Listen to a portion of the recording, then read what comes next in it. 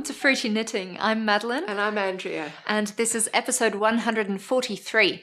For new viewers, Fruity Knitting is a 90-minute program that brings you knitting inspiration from around the world, as well as some extra snippets of travel, history, and storytelling that we hope adds joy to your life and brings a smile to your face. And April has been a really busy month for us. We travelled to Switzerland to cover the Swiss Yarn Festival, which is a 3-day event. And as with previous festivals, we also took the opportunity to record some extra feature interviews, which you're going to see over the coming months. So I think all in all, we ended up staying in Switzerland for a little bit over 12 days. So It's been a very busy month. But we're really excited about this episode. We've put together a collage of the event that goes for about 70 minutes, giving you a really good idea of what the Swiss Yarn Festival is all about. And it's always our hope that if you couldn't attend the festival after watching our episode, you'll feel like you did. Or maybe you just want to watch it to see if you want to attend next year. So included in our coverage is an interview with the festival founders, Merit Bootsberger and Azita Krebs. And then we've filmed the marketplace, the daily fashion show, snippets of the workshops that are on offer, and we also did some Vox Pop.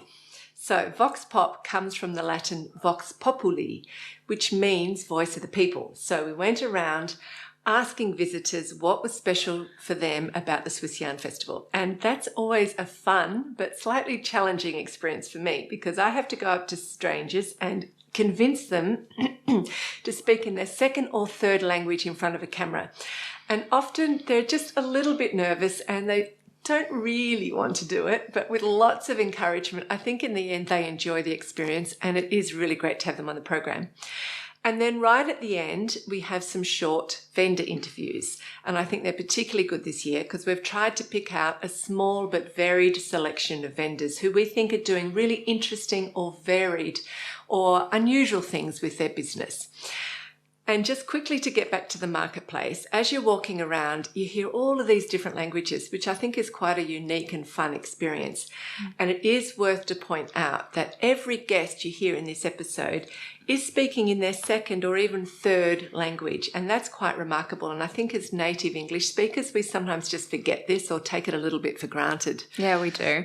And as Mum mentioned earlier, we also planned in some extra interviews before and after the festival. These interviews took place in St. Gallen, which is a beautiful historical city with a long and rich history in textile production, especially embroidered textiles. So they also have a great textile museum, which of course we went to film or visit and film for you guys, but that will be in a future episode. And the accommodation in Switzerland is really expensive. So while we were at St. Gallen, we actually stayed in an Airbnb on a farm on the outskirts of St. Gallen. This turned out to be really great for us, even though the internet wasn't brilliant. Yes. We did have a lot of fun because we were working from morning to evening, but at the same time we were surrounded by animals and beautiful nature. So it was really special. The scenery was incredibly picturesque with luscious rolling green hills and forests surrounding us. When we're preparing for our interviews, we often print the information out and then we walk around while learning it. And we did this here as well. So there were lots of trees in bloom, the meadows were flowering, and over every hill was another beautiful looking old barn. There was even a large river nearby. The farm itself has lots of animals, which were more like pets. There were 3 ducks that did absolutely everything together, and they seemed to have a set routine of activities which changed every 20 minutes. It was quite funny to watch. But the funniest experience were the 2 very vocal miniature pigs that acted very similarly to dogs. Each time we drove back to the farm, they would come up and greet the car, and the little pink pig was especially curious and cute. So once we finished our last interview, we packed up the car and travelled back to Offenbach. But on our way up, we actually stopped by the Black Forest to commemorate my dad, who passed away 3 years ago. If you're relatively new to our channel, you might not know that it started with Mum and my dad, Andrew, sitting on the couch together. Back then I was still in high school and later at university, so I only made the occasional appearance. But Mum and Dad were working full-time together, and Dad even learned how to knit. In fact, he made me this beautiful Celine cardigan by Michelle Wang for my 21st birthday. Unfortunately, Dad was diagnosed with a brain tumour 3.5 years ago, and he passed away in April 2021. During his final months, Mum and Dad stayed at a cancer clinic in the Black Forest. So that area is really strongly connected with our last memories of Dad. And in the last couple of months before he died, we walked every day in these woods, and we also pushed Dad in the wheelchair down some of the tracks in these woods because he also loved nature so much. We kind of see it as his graveyard now, and that's why we stay here for one night every year in April.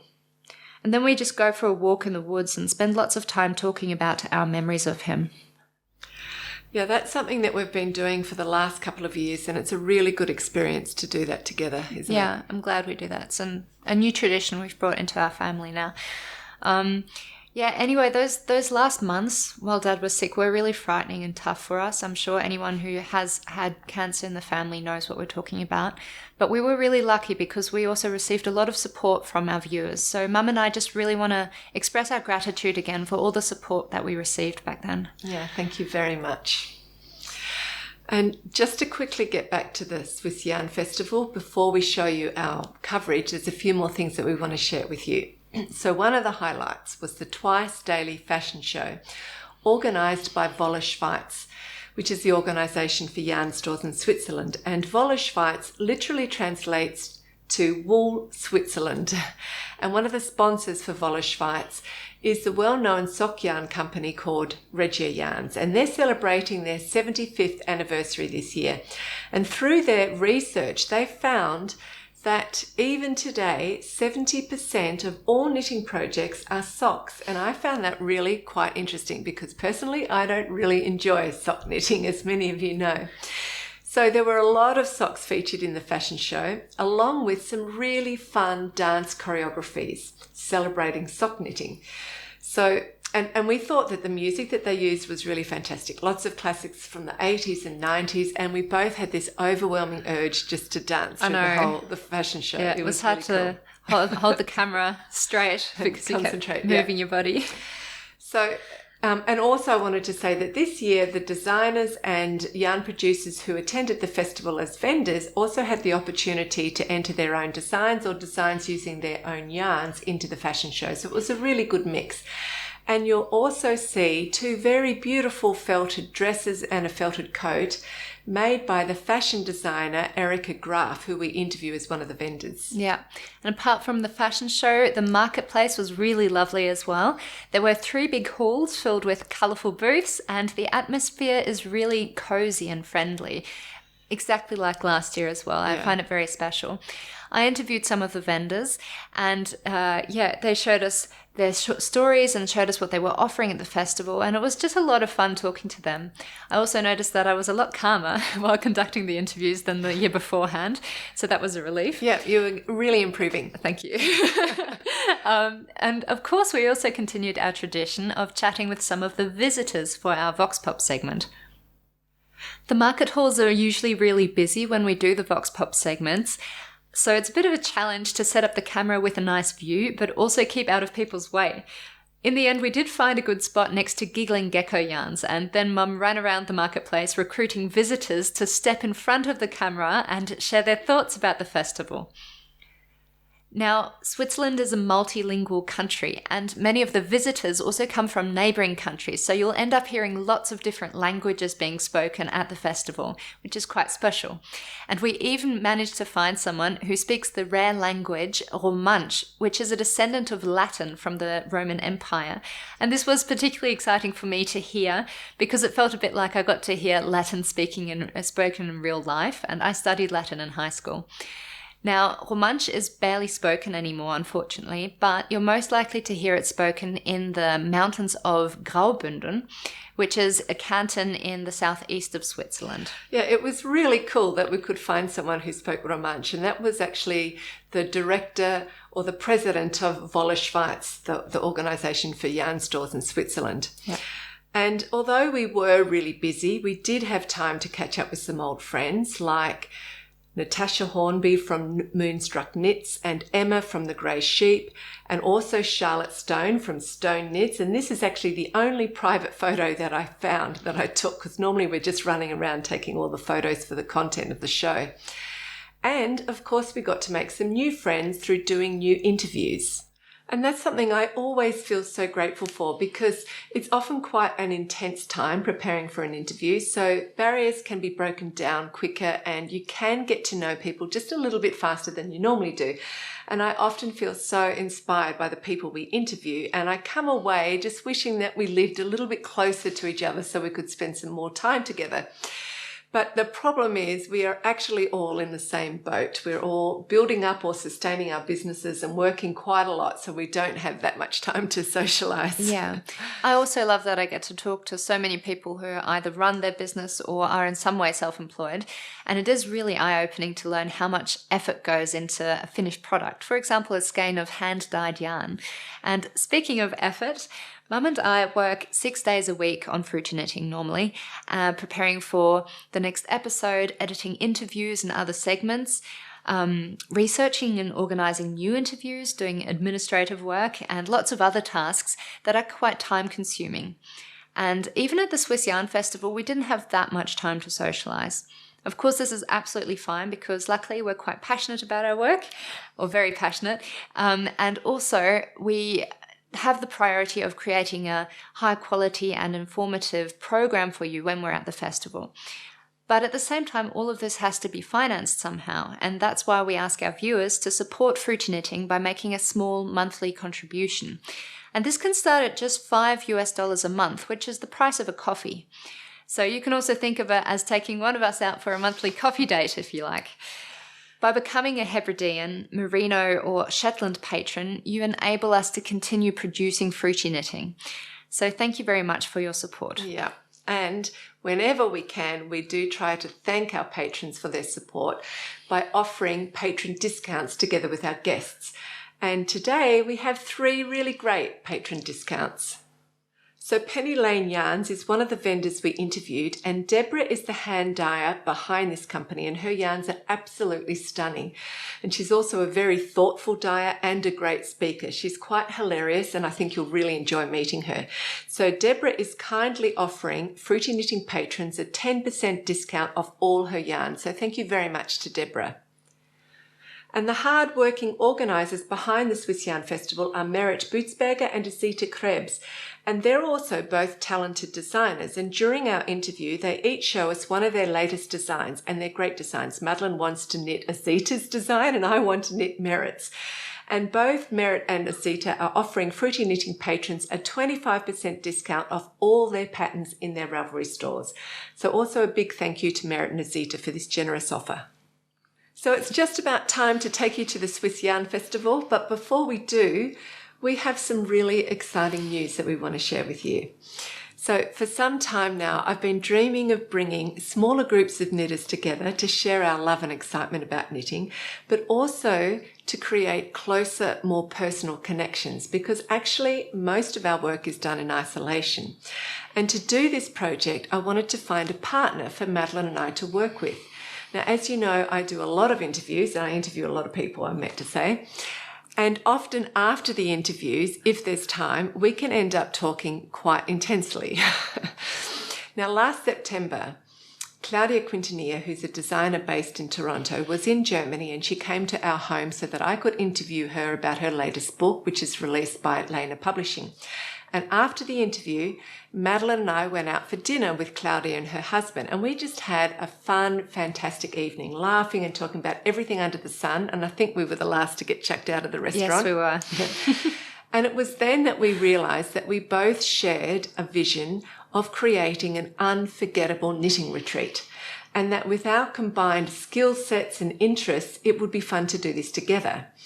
So we've taken the risk. We are going to do it. It is going to happen. So Claudia was born and raised in El Salvador, so she knows this region very, very well.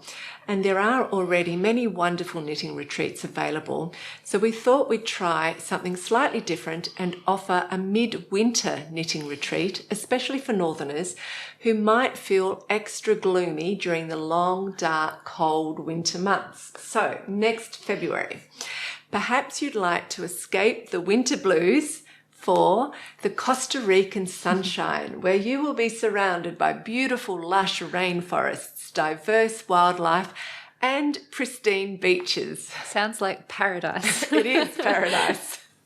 So earlier this year in February, so we could really check out the climate, Claudia and I travelled around Costa Rica looking for the perfect location, and we found a nature resort and spa that is totally heaven. It has the most amazing atmosphere with incredible views, and the facilities and the personal service I think are better than I've ever experienced anywhere. So we're both totally thrilled that we've found this place, and we're super excited to share it with our guests. It's the perfect setting just to relax and be rejuvenated while sharing our mutual passion for knitting and, of course, learning new skills. And for the workshops that we'll be offering, there will be one teacher and 3 skilled assistants to help you, because both Claudia and I think it's really important to be able to accommodate individual learning speeds within a group. So Claudia, Madeline and I have been working really hard on this over the last few months, and we're nearly ready to open up our website that has all of the details. There'll actually be 4 knitting retreats in the month of February next year, 2025.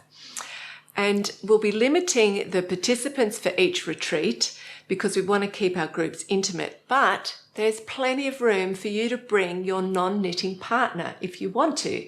So there's so many things that they can be doing while we're doing workshops. They can be swimming in the sea, they can be kayaking, they can be walking in the jungle, they can be paragliding if they so desire, or they can simply lie by the elegant pool drinking tequilas and reading a book.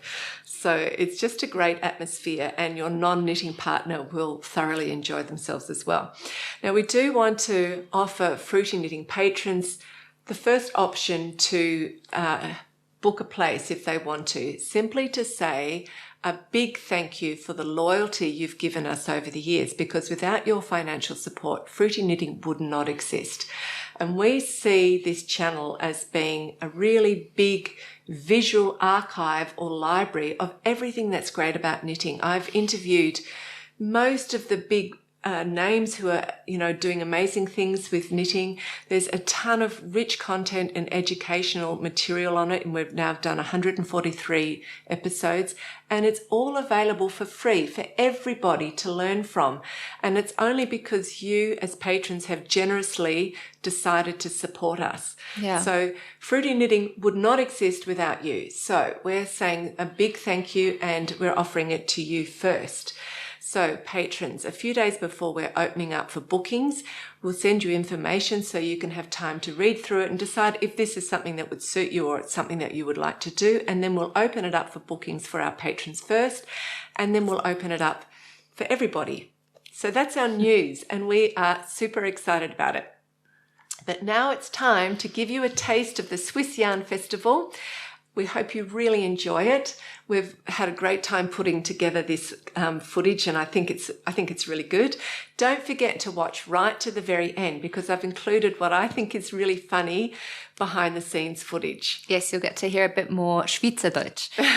Anyway, it's time for us to say goodbye now. Thank you so much for spending time with us. I hope you enjoy the program, and we look forward to seeing you next episode in May. Bye.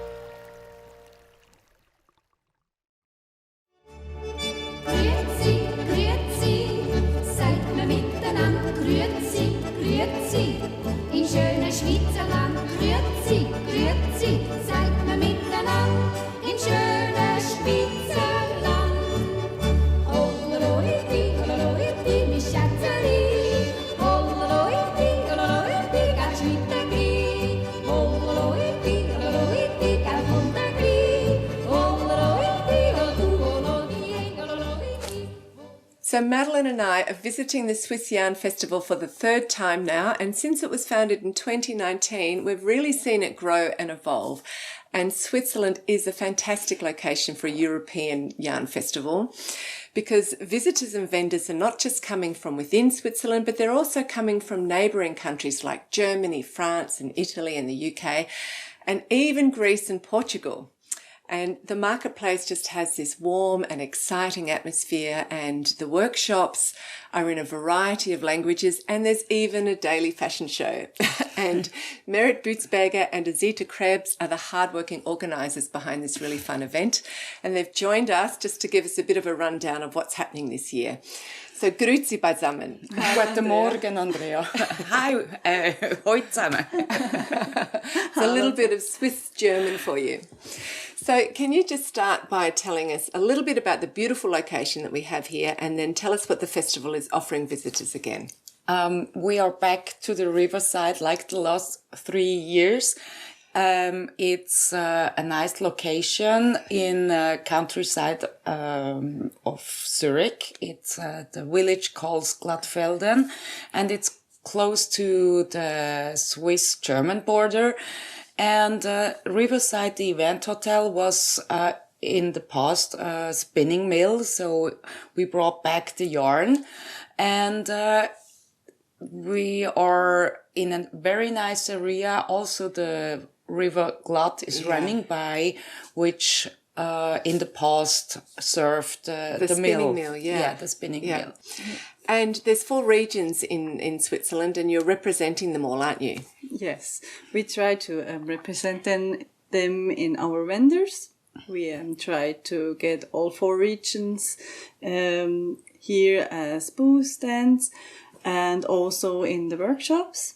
We have. And just for those who haven't come to Switzerland, just remind them there's the German, the French, the Italian region, and Romanche, which is the mountains. Yes, in the mountain regions, like Graubünden. Yeah. Yes, we have not Romanche workshops because they're so a little community, so nobody understands quite Romanche, yes. or less people. But we have like German and English workshops, and every teacher brings with him a 3rd or 4th language, like Italian, Portuguese, and French, so they can help out. Yes. That's really exciting. That's kind of different to other festivals, isn't it? It is. It's hard to organize, but it's different, yes. Yeah. And just say something about the different kinds of workshops that are on offer. Yes, this year is a little bit special. We have a lot of spinning workshops, like the last years, and they are almost booked out. They're really popular right now. We have like beginners for hand spindles, and then advanced for planning projects in spinning, or like spinning with medieval, I guess. The most popular was a long draw on the spinning wheel. We also have very interesting knitting workshops, like the traditional knittings from André de Castro, like Bavarian twisted stitches and Lithuanian beaded resins. Yeah, they are with little beads, very beautiful. And he also teaches Portuguese style knitting. Yes, Portuguese style knitting. Yes, so. And you've got a workshop for knitting machines too this year. Yes, it's the first, and I'm very happy we had this, because a lot of knitters saw how it feels with a knitting machine, or can I do my swatches on knitting machines? Well, they knit their yokes, and then the boring stocking stitch you put on the machine to do. Yes. So we have 2 of knitting machine courses this year, and they were also booked out. That's excellent. Yeah. And you've got a wide range of skill levels too. So what is an example of a beginner's course, and what's an example of one of the most experienced courses? Yes, we have like brioche for beginners. It's a really beginner course, or the Portuguese knitting is a beginner course, and we have a really advanced workshop is the brioche master. You do like intarsia or colorwork in brioche. And cables and things in brioche, which sounds really like a nightmare. Yeah, a nightmare. Really exciting. Yeah, that's great. Okay, so let's get back to the vendors. So you've got vendors coming from within the 4 regions of Switzerland, but also from all the neighbouring countries. So that's quite a wide variety and choice. So apart from gorgeous yarns, what else are they offering? We have, for example, one exhibitor. He's working together with Brazilian companies, and he brought buttons from a plant, and they call it the vegan ivory, and they look very nice, and it's very special. Very special. We have also jewelry too. Yes, a hand embroidered jewelry. She is an amazing artist, and she makes earrings and necklace and stuff, and embroider it by hand in very tiny stitches, but so beautiful. It is, yeah. And of course, next to all the wool, we have a lot of accessories for our hobby. Different types of knitting bags and crochet hooks and beautiful, crochet hooks and knitting needles and everything. Yeah, and something I really need to get for myself is the perfect needle case from Bodolina. I already have one, but they are so good. Are they? Yes. Because we're always looking for the perfect needle case. Me too, and it is. It really is. Oh, good. They are perfect. Well, I hope there's some left by the time I can do some shopping. You bought one too. Okay. Otherwise, you can tell me which needle case you need, and I bring it to you. Okay. That's great. Okay, and what about the social and entertainment features? What's on offer? Of course, we have also this year the fashion show, which is organized again by Wolle Schweiz. And it will be, of course, one of the highlights again. And it's on a couple of times every day, isn't it? Yes, it always 2 times per day. And it's maybe 45 minutes like this, but it's last year it was amazing, and I'm sure it will be amazing again.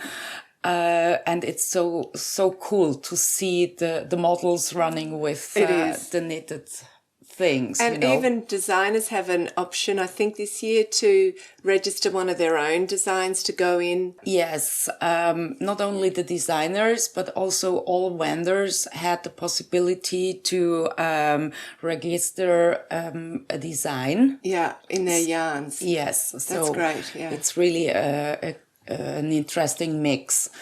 Okay, and it's been stunning weather here. It's been just absolutely, we're really blessed, because I think the week beforehand was freezing, and I think next week is going to be a freezing week as well. But the sun's been shining. There's lots of gorgeous areas for people to sit and knit by the river, but also inside we've got a cafe. What else? Restaurant, of course. Then in one of the main rooms, we have also a coffee corner inside, where you can sit, knit, drink, and look around the booth, but taking a rest. Yeah. And of course outside, and this year is also outside a grill where you get some really typical Swiss sausages. That's fantastic, cool. As well. And we have also this year a selfie point with a red carpet. Okay, like a gala night. Yes. And we have a meet and greet corner where in all 3 days you can meet designers and workshop teachers like Stone Knits, Charlotte. Yes, Stone Knits will be there. Yeah. Julie Knits in Paris. Yes. Philippa from Portugal, and also Chloe Thurlow from Rowan is there as well. So it's really exciting. And we have also a speech about painless knitting. That's brilliant. That was I've heard so many people say, I want to go to that. Yeah. Yes, because I think that's really important for knitters. Crazy knitters. And Can't stop knitting and crocheting. Yeah. And it's always good to know what you can do if the pain is coming, because no knitting is not an option. No. Right? Yeah, it's a fantastic program. I'm really, really excited about it. Now, Azita and Merritt are also knitwear designers, and they've each brought along one of their latest designs to show us, which is good. And so we're going to start with you, with your beautiful Misty Mountain sweater. And this morning I've seen quite a few of these walking around the marketplace. Yes, you are right. It's really popular at the moment, my Misty Mountain sweater. And I'm so happy about it. And, the inspiration for this sweater came from my shawl I made, I think in 2020, I made the Misty Mountain shawl. It's a huge... It's massive. Try to make it nice and straight for everyone to see. It's a huge traditional heart-shaped shawl. You start over here, and then you knit all down to the edge. If you have enough willpower. Yes, patience. It needs a little bit of patience. But it's very beautiful. Yeah, and when I published it, many of my friends came, wow, it's beautiful, but can you make a sweater? And I thought, oh God, because with all the lace and the edging and the sizing, it was really hard for me to write. Exactly, and to grade. Yeah. But before we go to the sweater, just talk about, so it starts off in garter stitch. Yes. And then this is like the mountains, isn't it? Yes. And for me, this is like the mist. Yes. That is coming up the mountains. Up the mountains. Or down the mountains. Yeah, both way are possible. And then at the end, over here, you have again a little break in garter stitch, and then it ends with this ruffle edging. And how many stitches is there right at the end? I can't really say the exact number, but it's over 1,000, and so it takes you a half an hour at least, or an hour, just to get through one row. Yes, the lace, the front row is maybe an hour, and the back row is a bit faster. Yes, but it's so worth, because it is beautiful. If you wear it, you will get a lot of compliments, even from non-knitters. Yeah. So it is stunning. And this is beautiful yarn. It's a stunning colour. It's Penny Lane, isn't it? Yeah, it is. Yeah. It's her Kid Silk Lane, and I love to work with it, and I think she's very talented with colors. This is a gorgeous colour. It's what is it? It's a sort of a mauvey grey. Yeah, or a purpley grey, or it's hard to say the exact colour, but it's really stunning. Okay, and here is the sweater. Yes. So get your hair out the way so we can see. It starts off in a lovely classic garter stitch yoke. Yes. And it's an easy part, and you increase also in the garter stitch part. Yeah. And then the mountains are coming, and soon after the mountains you separate body and sleeve, and just work the body, a short repeat of the main stitch pattern, a cropped version, but you could make it longer as well. I have a friend who plans to make a dress, and then it ends with the same it's really beautiful edging. And here's another colour. This is also Penny Lane. Yes. But it looks great in bright colours too, doesn't it? Yes. Absolutely. And we have also one in royal blue. Yeah. And it looks very different because of the darker color. But when you wear something light underneath, then it washes. Yeah, it's gorgeous. Yes. Okay, so Azita, what have you got to show us? I brought my latest design, the May top. I finished it short before the festival, and it was one of my hardest patterns I ever wrote because it was really hard to grade with the 6-stitch repeat and the underarm, so it don't falls. So it doesn't gape too much here in different sizes. In different sizes, and it work for every size out. And I knitted it in a bamboo linen blend, a summery bamboo linen blend. I've never worked with bamboo and linen, so what is it like? It's a little bit harder to knit.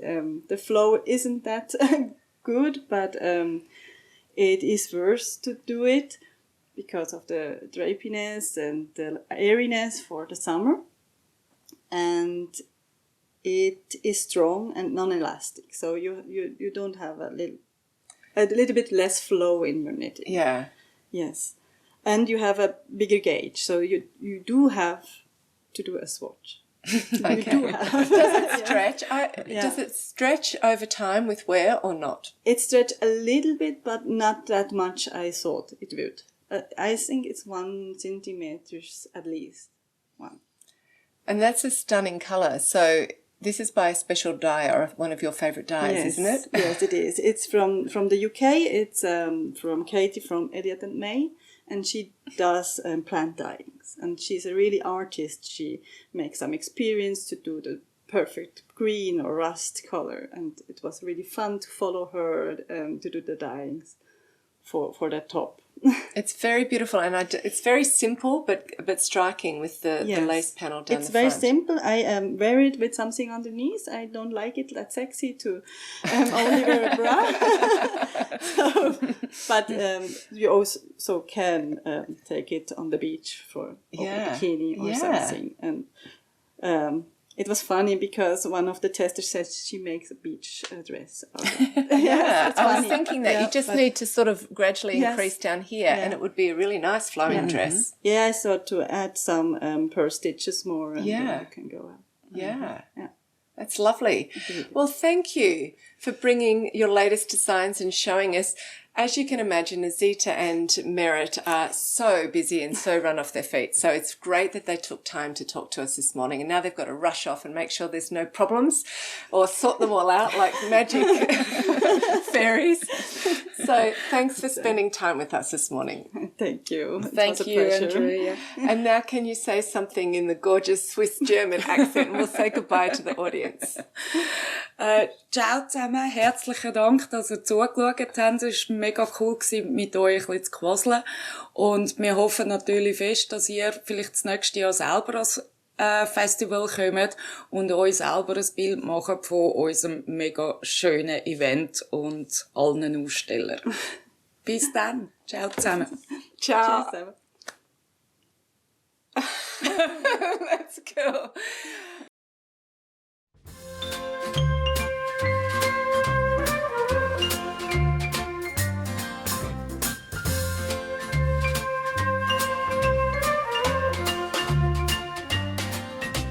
Ich möchte am Montag mal Sonntag haben und Feierabend vorm Aufstehen sagen.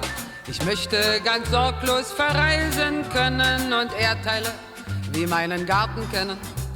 Ich möchte mal etwas ganz Nutzloses kaufen und barfuß allein durch den Kongo laufen. Ich möchte mit dir nach Australien fliegen und Sonnenbrand am Mississippi kriegen. Ich möchte im Winter mal Sommer haben und nachts in römischen Brunnen baden. Ich möchte einmal in Juwelen wühlen und mich als Schwan unter Enten fühlen. Ich möchte meine eigenen Nerze züchten und mich an die Brust eines Stierkämpfers flüchten. Ich möchte im Juli das Mittelmeer pachten und von meiner Yacht die Küste verachten. Ich möchte am Montag mal Sonntag haben und nie mehr in drohenden Rechnungen graben. Ich möchte nach keiner Beförderung mehr streben und meinem Alltag den Abschiedskuss geben.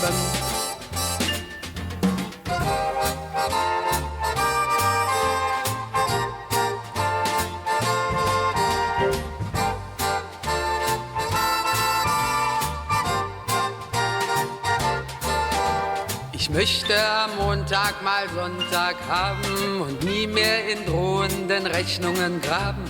Ich möchte nach keiner Beförderung mehr streben und meinem Alltag den Abschiedskuss geben.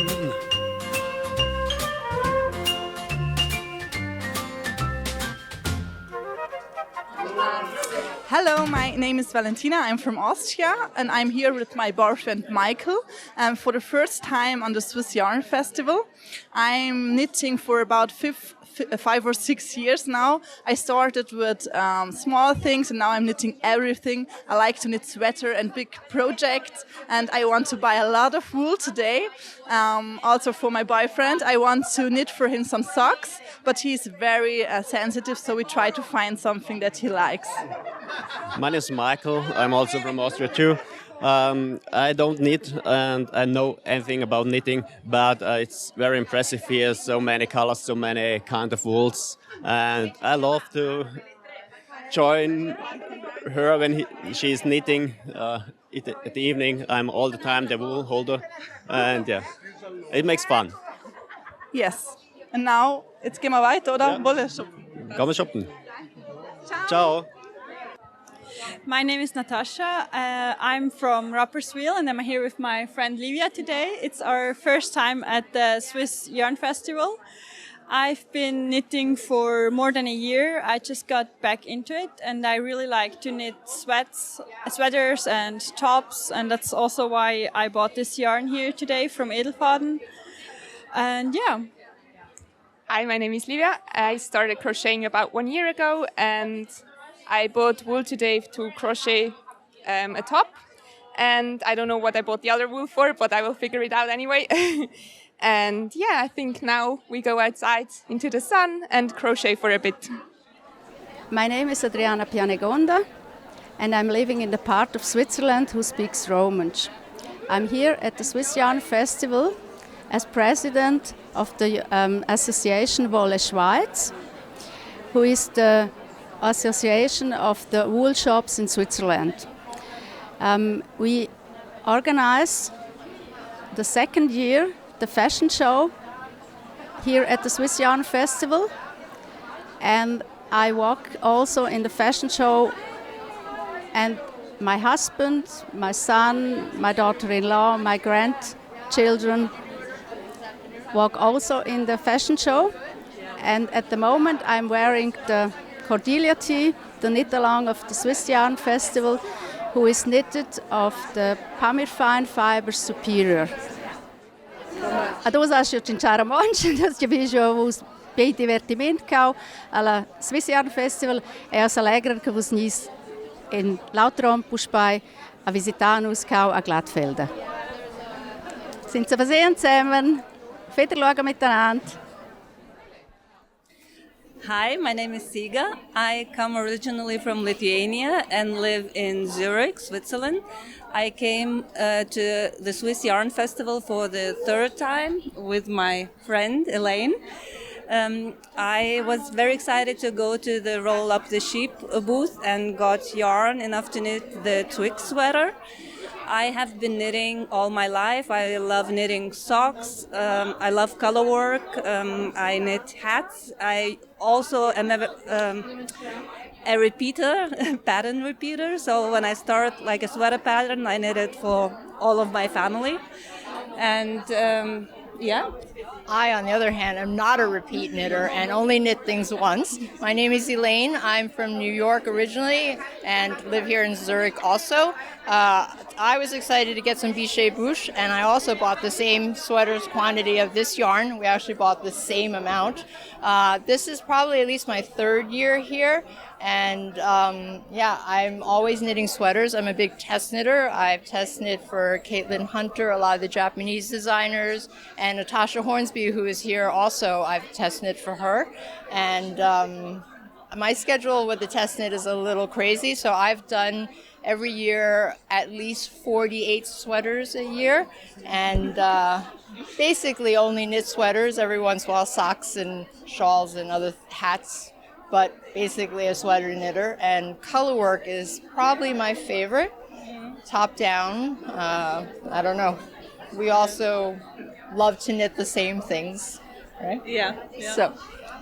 Yeah, and we will go and shop some more. I have my eyes on a sheep stool from Icelandic wool, so kind of debating.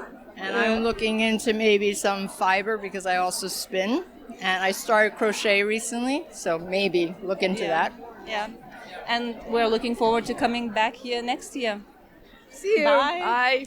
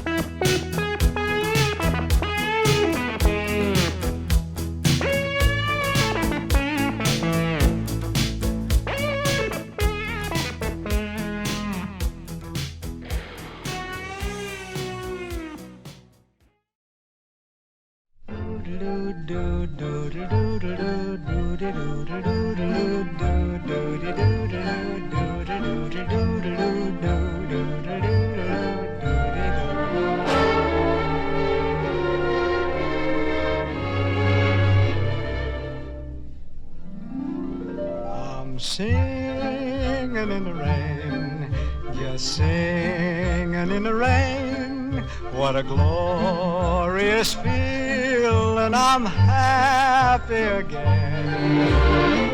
I'm laughing at clouds so dark up above. The sun's in my heart and I'm ready for love. Let the stormy clouds chase everyone from the place. Come on with the rain, I've a smile on my face. I'll walk down the lane with a happy refrain, just singing, singing in the rain. Dancing in the rain.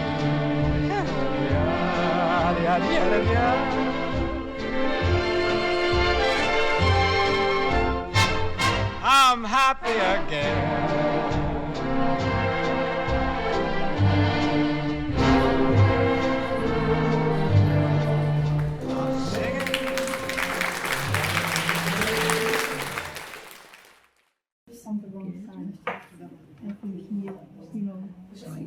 Ich möchte am Montag mal Sonntag haben und nie mehr in drohenden Rechnungen graben.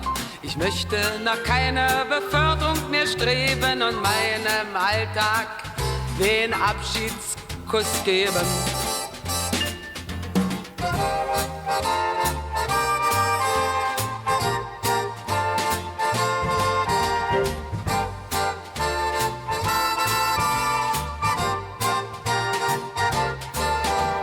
Ich möchte am Montag mal Sonntag haben und nie mehr in drohenden Rechnungen graben.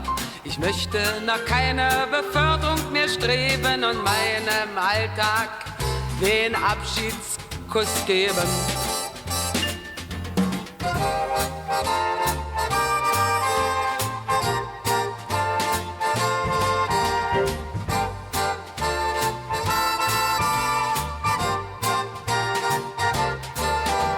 Ich möchte am Montag mal Sonntag haben und nie mehr in drohenden Rechnungen graben.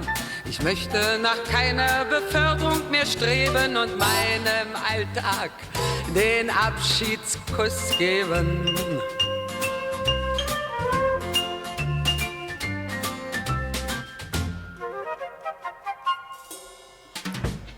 I'm with Deborah, the yarn dyer behind Penny Lane Yarns.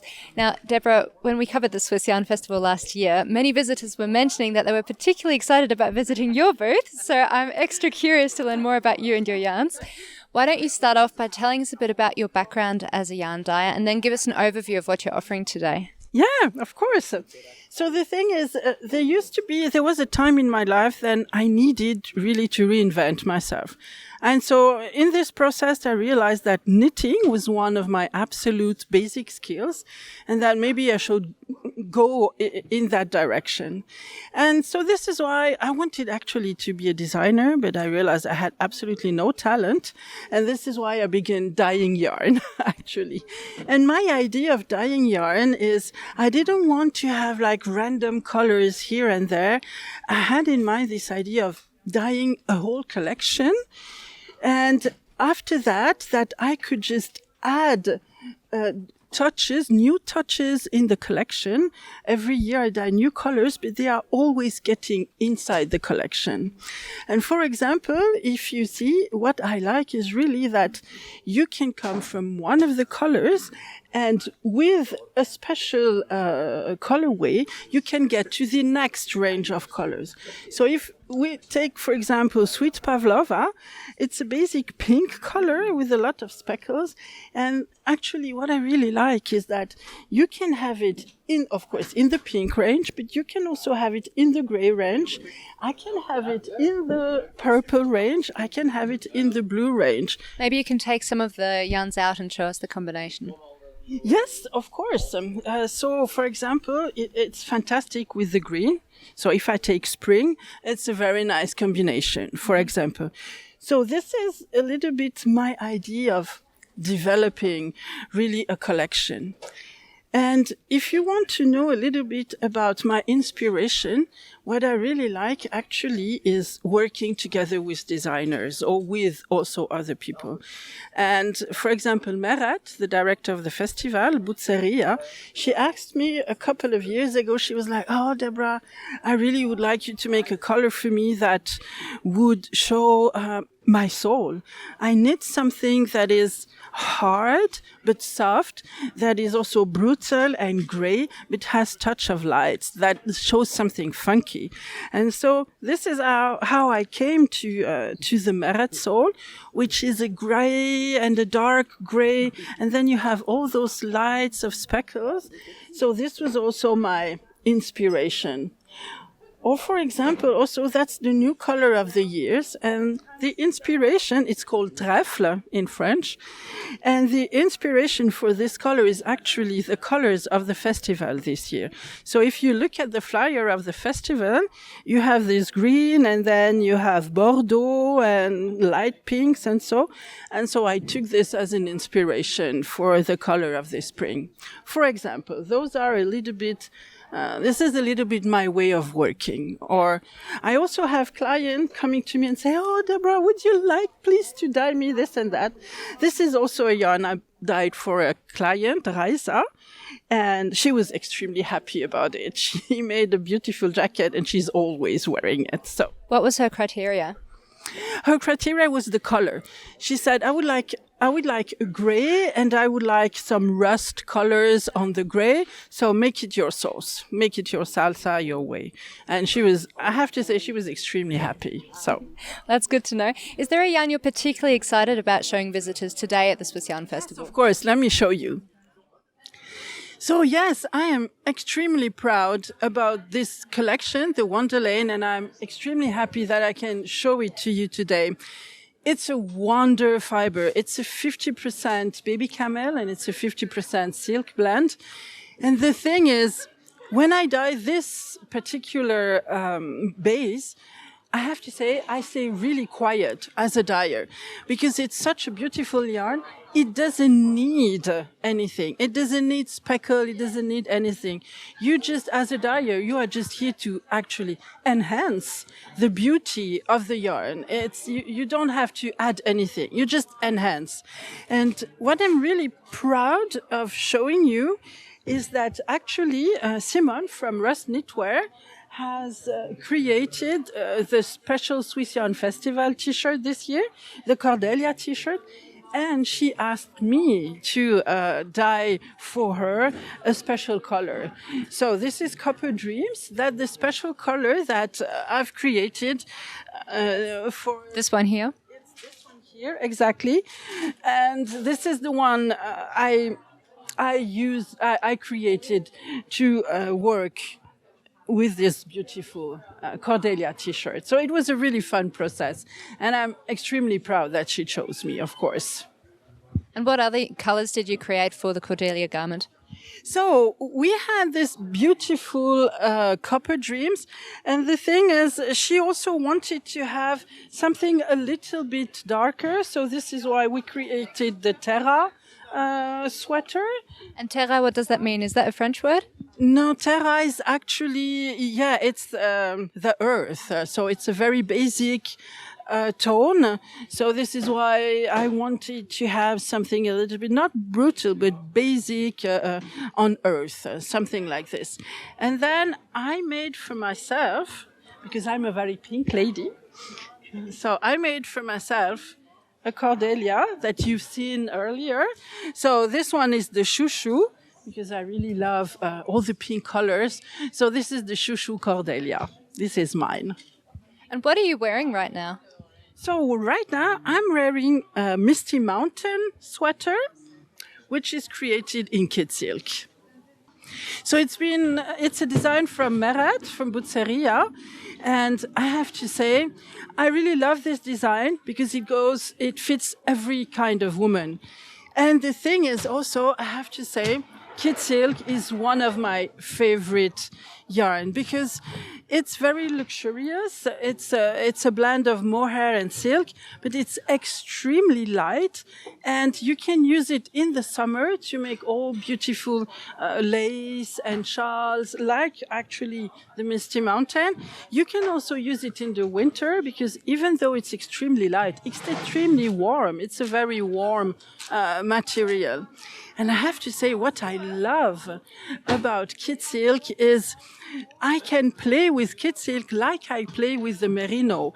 Even though it's a very luxurious yarn, you can still play with it. Like, for example, if I take this melidot color, you can see that's the color in the merino and that's the color in the kid silk. So you can see how it's going to like an aquarelle, a watercolor, instead of staying like a speckle on the spot. So this is something I really like. I can show you another example, which is this one I designed for the first Swiss Yarn Festival. So it's called Anche per lui. And here too, you can see the difference between the two bases. They're both beautiful, but completely.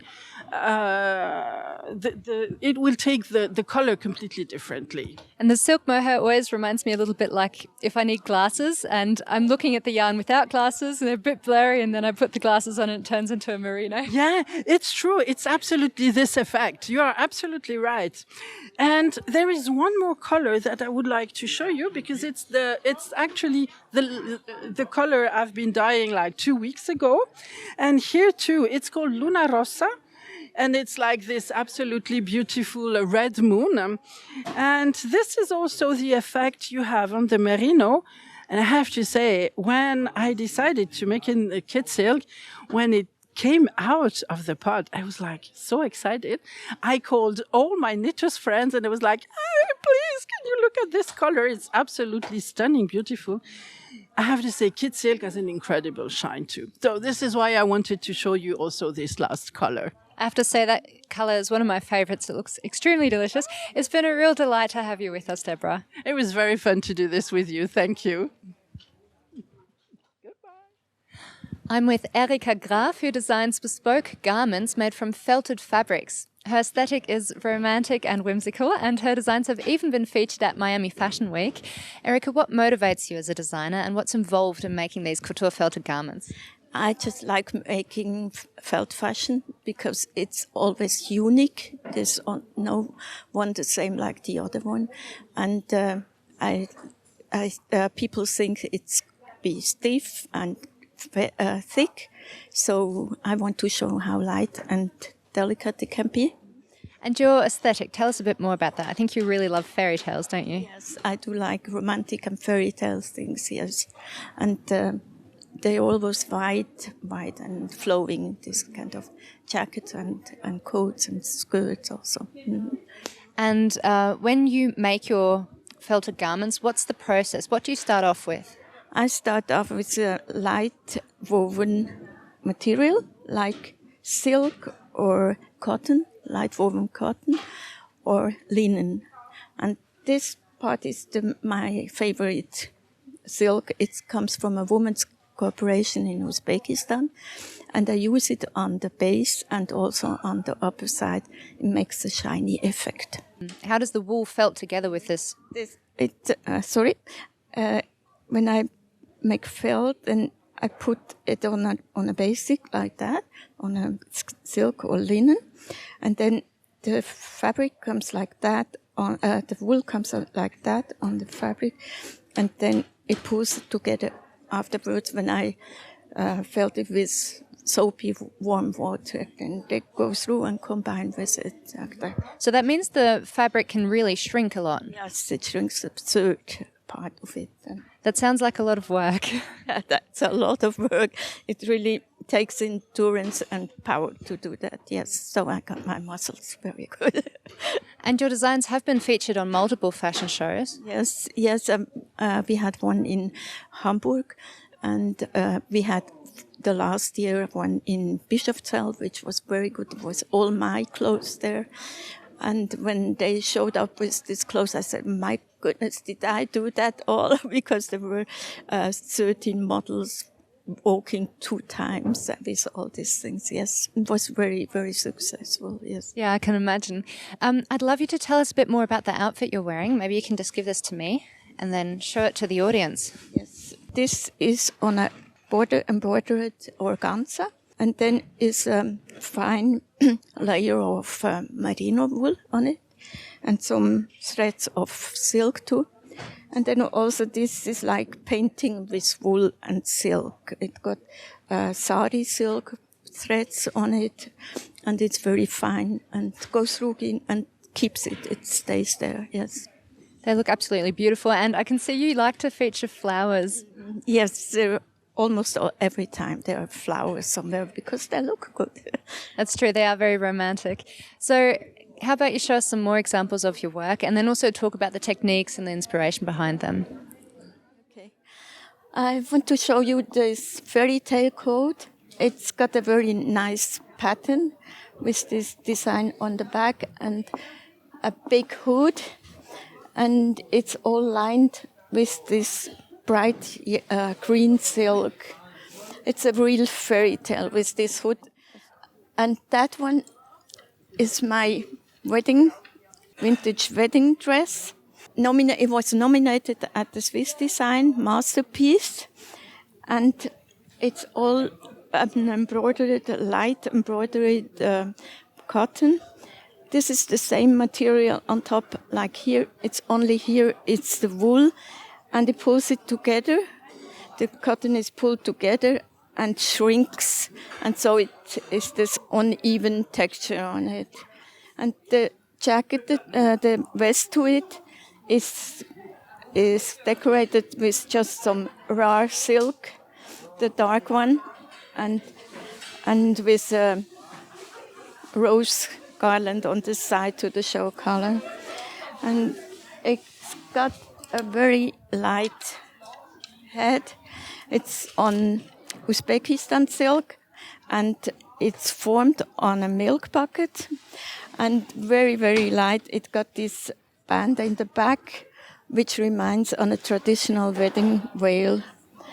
And this one is a pattern of the 1870s. They are long panels without separation in the waist, and they used to have this flowing fabric, and it also works with this fine felted thing. These green roses, they are from Uzbekistan silk, and with these threads of sari silk on it. And on the top there is a bright and yellow silk, and it shines when the sun comes through very nicely. Something I didn't say is that I want to my garments to last long and be made sustainable and organic. That's something really important to me. Well, Erika, thank you so much for showing us your beautiful garments. Thank you very much. Thank you. I'm with Dagmar, who started her yarn business Merlewolle back in 2020 when she saw a gap in the market for woolen yarns made from local German sheep. And Merlewolle now has 6 different yarn ranges. Each of these yarn ranges comes from a different sheep farm in Germany. So Dagmar, how did Merlewolle develop, and what makes your yarn stand out from other brands? Well, when I founded Merle, I just chose another approach than perhaps normal yarn producers are doing it. I was not looking for the best wool in Germany. I was looking for the sheep that are doing the most important job in Germany. So where is the landscape in Germany so fragile that sheep are there maintaining this landscape? So I found 6 regions like national parks, biosphere reserves, where I saw that the biodiversity grows because of the sheep. I wanted to support the sheep and the shepherds. So I went there, I talked to shepherds. I found 6 shepherds around Germany where I bought the wool from. So in the north, we start at the North Sea. That's the national park, Wadden Sea, so really north, and went up down to the south of the Lake of Constance, one of the biggest lakes in Europe. The Bodensee. The Bodensee, exactly. It's a completely different region, so we have completely different sheep, but their job is as important from the north to the south. So what I also wanted to secure to my customers is that they can make sure that in a yarn where it says island sheep, so the northern island of fur, there is wool of the island sheep in there. So what I'm doing, I'm buying directly from the shepherd. I'm organizing all the logistics, all the manufacturing chain, from laundry in Belgium, spinnery in Germany, dyeing in Germany, so that you can be really sure that there is the sheep of the island of fur. I'm completely transparent here. And you're trying to keep the whole production process very local, aren't you? Yes, because this is the other thing. I mean, climate neutrality is the most important thing. And I tried. I mean, as you know, wool business is not easy in Europe, but this is, I can be quite local, quite regional. I can stay in Germany. Not the laundry, but the rest I can manufacture in Germany. Perhaps if it comes to the dyeing, I can say that also the dyeing company, this is, I'm dyeing with Oecotech Standard 100, but also the company that is dyeing is on an organization to save environment. So I really try to choose partners that watch the environment, that share my values here. Yeah. That's great. And maybe you can show us each of your yarn ranges and talk about the particular characteristics of the sheep breed that the yarn is made from. Yeah, I mean, we can travel around Germany together. Yeah, we start in the north. We start in the North Sea, the Wadden Sea, the national park. There, the sheep look like lions. Yeah, they are full of wool. This is a mixed breed of different sheep sorts because the shepherd Jon, who's living on fur since he was born, his family is born there. He tries to make mixed breeds so that they are as robust as possible because the condition there is really rough. The stormy weather in the summer, the sun is burning, so the sheep has to be very rough. What we have here is the thickest yarn I have. So if I'm talking about soft and not soft, this is the roughest I have. It's 26, 28 micron. I choose from the color palette all those smoky colors that are typical for North Frisian area. 21 colors, so really a nice color palette for color work. Then we travel a little bit down, 20 kilometers south. There we find milk sheep, a combination of milk sheep and Texel sheep. The wool is a little bit softer than the 20 kilometers at the island of fur. Because the weather's a little bit more merciful. Better, a little bit warmer. No, it's really because of the milk sheep. The job of these sheep is to maintain the dikes. So they make really coast protection there. But we also have salty marshland. They are also part of the National Park Wadden Sea. So this marshland is covered by the North Sea from time to time. It's really salty. And the flowers and blossoms there are really special and fragile. The color palette is a bit like summer at the coast and these fragile blossoms that you can see on the salty marshland. And I think they even protect the dikes from a certain weed that make the honey unedible. Is that right? Or maybe that was the sheep further up north. I thought there was a certain weed that grows and the sheep actually prevent that weed from growing. Yes, exactly. There is an invasive plant that is poison for bees and then at the end also for the birds. So the sheep are eating that plant. So this is, they're very smart and selective eater, yeah. Exactly. Well, that's great. And do you have, what's the next one here? It's called Hauptstadtschaf. Yes, we go to the capital of Berlin. Also in Berlin there are sheep. You might wonder, but in Berlin we have a lot of parks like the Garden of the Worlds and the sheep of Knut Kurznick, the shepherd. He is quite famous in Berlin. He also had been at the president's castle in Berlin and he had been at the Brandenburg Gate with his sheep. These are black-headed meat sheep.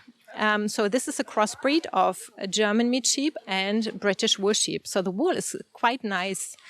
I chose for the color palette really vivacious color. I mean, here you can see the pink, the love for the love in Berlin. Yeah.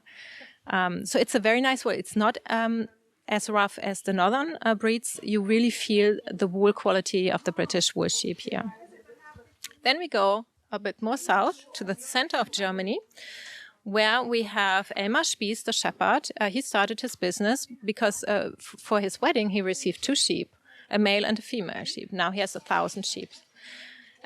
He is shepherd now, part-time shepherd, but he has a very special breed. The Rhön is between East and West Germany, so it's a real nature jewel, not a lot of population.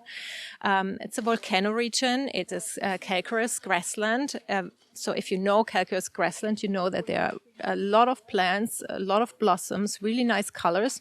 And what is special to the Rhön are the wild orchids.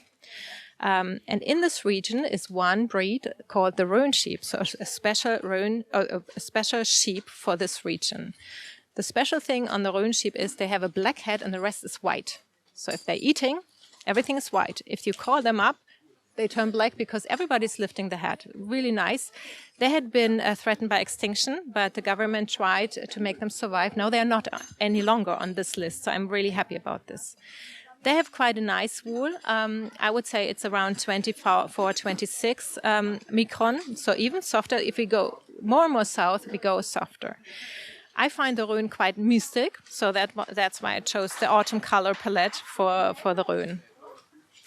We go further south, and then it starts, because in Germany, the souther you go, the more you find merino country sheep. The merino country sheep are a mixed breed of the Spanish merino wool sheep and the German meat sheep. And so you find the wool is more softer. So these are the softest parts we have. 24 micron is the Alpschaf. The Alpschaf is quite interesting because we have really a wandering shepherd over generations. And he's walking through the biggest orchards, wild orchards in Europe. So in the Swabian Alp, also a biosphere reserve, we have a lot of wild orchards. And as you can imagine, a lot of flowers, a lot of blossoms, really vivacious colors. So that's why I chose for this special yarn line, I chose spring colors. It's really brilliant spring colors. If you want to have joy, you just look at these colors like this yellow or green, and you are in a good mood. And I think these sheep are even protecting a certain wood. Is that right? Yeah, it's a meadow. It's a meadow in the forest. In the Middle Age, you had this quite a lot that sheep and cows had been in the forest eating or being there on the meadow, and so that this is quite light. You don't have a forest with a lot of trees. You have a lot of meadows in between. So this is very special. We call it the Hutewald. It's a meadow forest, and that's what they're doing. Always in June, they're there. And the light is just brilliant if you walk through because, it's a light forest, yeah. I imagine that's very romantic. And you've got one more line here. This is really the softest we have. This is really soft. This is what our spinnery, who is a big spinnery in Bremen, who does also international wool, said they even never thought that such a fine wool is existing in Germany. So this is also merino land country sheep. Quite soft, 22 micron, so really soft. And we made out of this a 2-ply yarn. All the others are 1-ply because I wanted to keep them as soft as possible. I didn't know what to expect from my yarns or from the wool I'm getting, yeah. And so I'm work together with a lot of producers who know about nature hair, to work with nature and make it as best quality as possible. But here we knew this will turn out great. So we chose a 2-ply and it's still very, very soft. What region is this one from? This is the Lake of Constance, and the Lake of Constance originally it's a center for organic agriculture. So you have also a lot of agriculture, like a lot of apple farms, but you have fruits all over. These are merino country sheep from Salem. There's a big castle, and this is the color palette will be 30 colors. Also a mixture of these colors I have from the thicker yarn, but I think there's for everyone there's a color. Yeah. Well, you're incredibly knowledgeable. Where can people learn a bit more about your work and also buy your yarns? So I have an online shop at Merlewolle, and I have selected retailers who also have my yarn. And I try to keep my community updated at Instagram. I also want to educate. I want to explain what is German wool, because German wool is thrown away. But I don't see why. Why should it be thrown away? I mean, this is fantastic wool. It's always a matter of where do you use it for? And so I try to educate what is the sense of sheep and shepherds in Germany. Well, thank you, Dagmar. This has been really interesting. My pleasure. I'm with Annika, whose yarn company is called Wollreste, which is German for leftover yarns. So her company collects second-hand yarns and then sorts them into bundles by weight and colour. And she then sells these bundles to individual knitters, artists and institutions like homes, schools and clinics. So Annika, could you tell us a little bit more about the concept behind Wollreste and how you come up with the idea? So we give knitters the possibility to sort out the bit more problematic part of their stash, which means tangled or unraveled yarn where there's so much demand for. We clean it, sort it out, give it a nice lavender taste, and then make, as you said, skeins and packages out of that.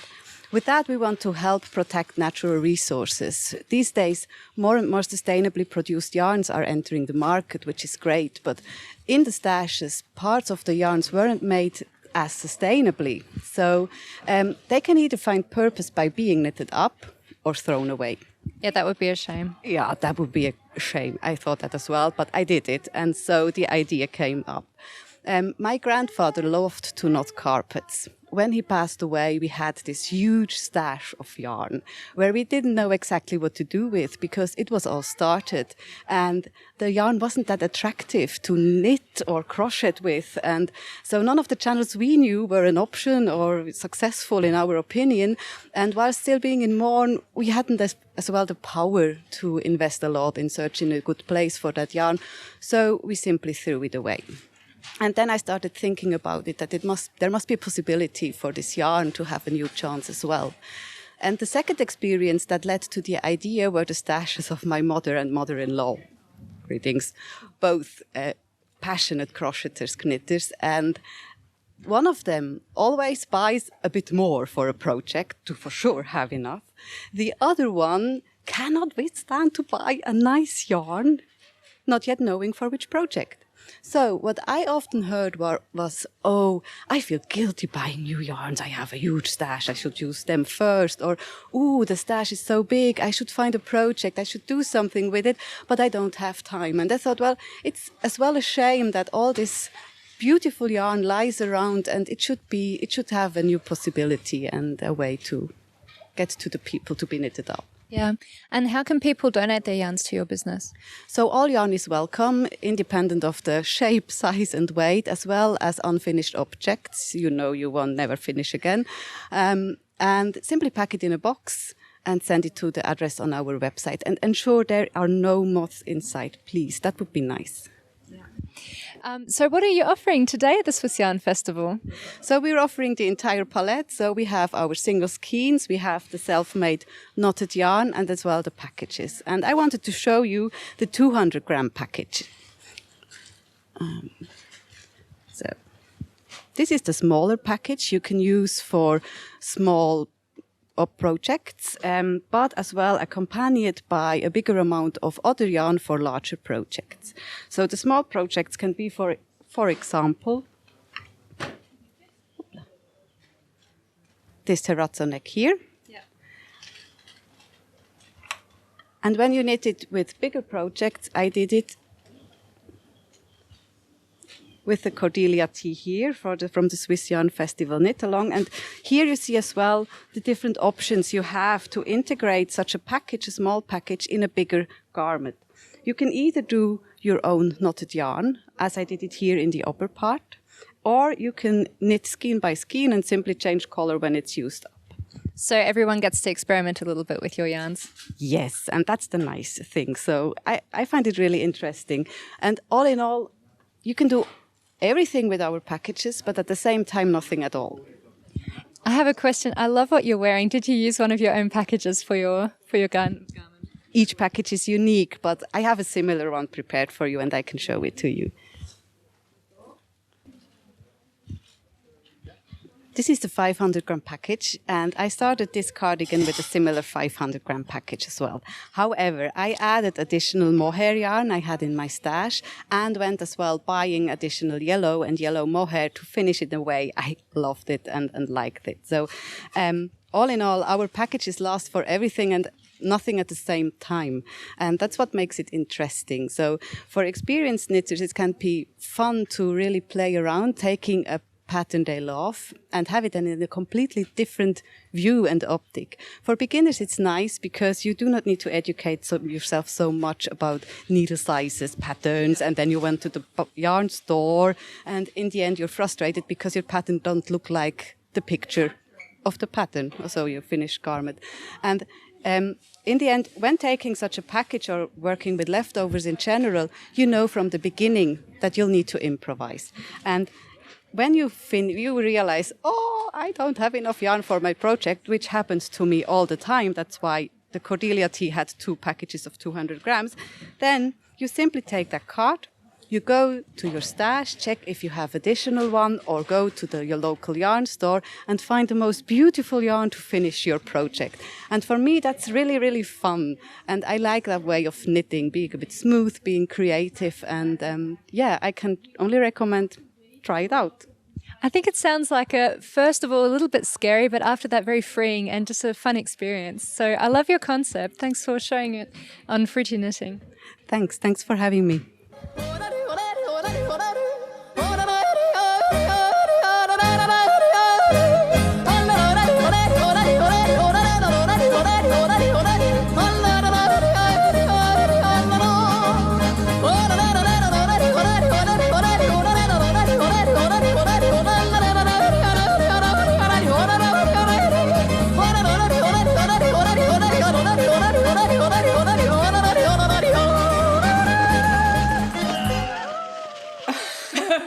That's cool.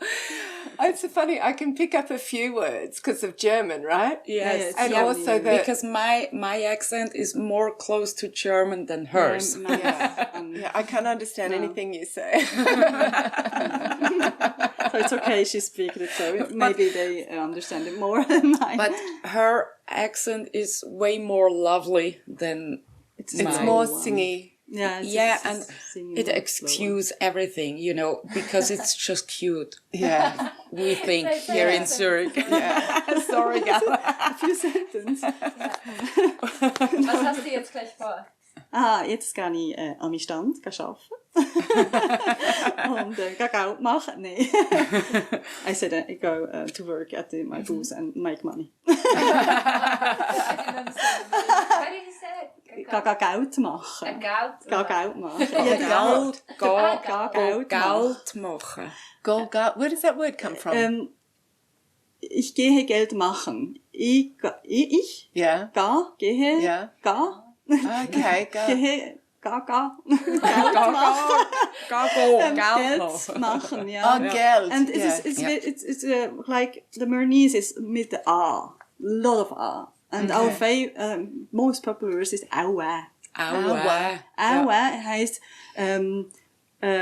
how you say, that can't be. Aua. Yeah. Oh, really? That can't be. And you can use it for everything, If somebody is talking to you and you're not really interested in what he says, you just say, "Aua," and he's happy. He's happy. Yeah. Oh, okay. So it's a friendly way of also saying a you're little bit talking. interesting if you say something from people who complaining or something, and you are surprised that you didn't say, "Aua." You can really maybe with the wording and the looking, you have this sentence. Oder you. This word. You. Gang einisch. Das ist doch auch noch so ein bisschen... Ew. Ja. Ew. It's a really old Bernese word. It's ew. It means ja. Okay. Or yes. Okay. Yes. Ew. Und eben sag mal, gang einisch richtig. Gang einisch.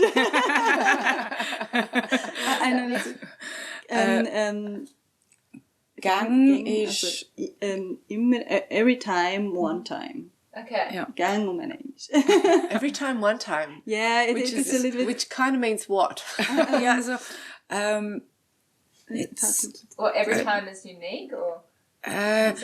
It's also just something that you can, like Aua. Just generic. It's like a Gang filler einisch thing. is...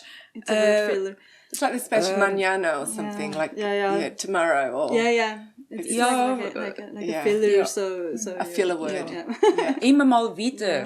Irgendwie Immer so mal ein bisschen wieder. in die Richtung, oder? So ein bisschen, ja, immer mal wieder machen wir doch das. Oder? Every time again. Yeah, Small talk 101. yeah, Bernice is really fun. So but it's actually, really if hard if you just use those sayings, then you can Yeah. kind of have a conversation with any. You don't understand, but they kind of think you do, and they get excited about you. You can go, oh, wow. She's charming. I just insulted her, and she just said, "Oh, wow." Yeah, Bernice is really fun. Yeah. Okay, cool. That was brilliant. Well done, girls. Yeah, Medals? thank you. I hope you're happy. Yes, so. yes, it'll be good. Yeah. Good.